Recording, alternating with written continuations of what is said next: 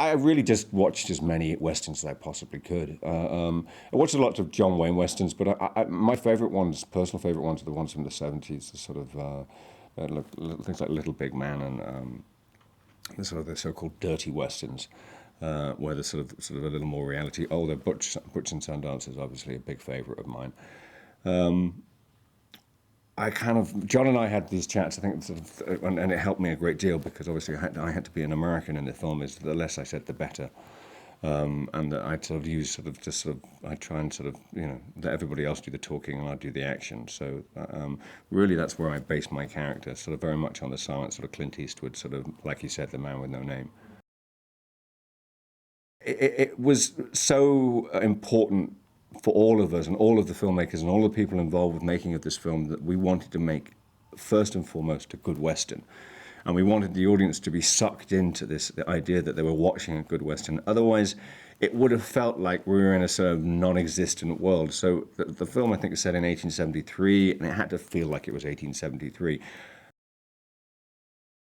Well, he's a kind of hero of mine.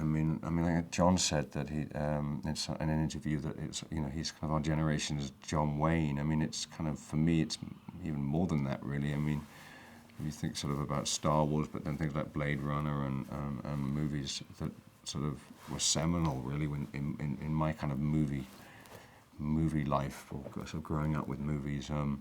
So I was nervous as hell when I sort of started working with him, but. He's nearly nice, so it's okay. It's a mining town that's down on its luck, and Dollarhide's ruling it with an iron fist, and is sort of is sort of a dictator of this small town, and is tougher probably than he should be, but he's got a heart of gold, and sort of I think Jake sort of pushes them a little towards, in spite of, they're both tough guys and they both come up against each other and clash, but through this sort of common purpose, they find this sort of softer side in each other, and they're kind of a firm friends by the end of the movie. We're all stuck out in the middle of a beautiful place, Santa Fe, on location in this amazing place, and the light was amazing. And as a unit and as a crew and the actors would get together, and I haven't done that for a long time, and I'd kind of hold parties at my house, just to sort of kind of get people to bond. Some of the crew would come along, I'd get the actors to come along, Olivia would come along, and Olivia was sort of major instigator of that. Basically, she'd sort of push me to have another party. So we'd have margarita nights on a sort of Friday or Saturday night after work, and get Harrison would come over and Sam, we'd get the music going, and. So we kind of really, we all really got on. I mean, I'm not just saying that for this interview. We really did.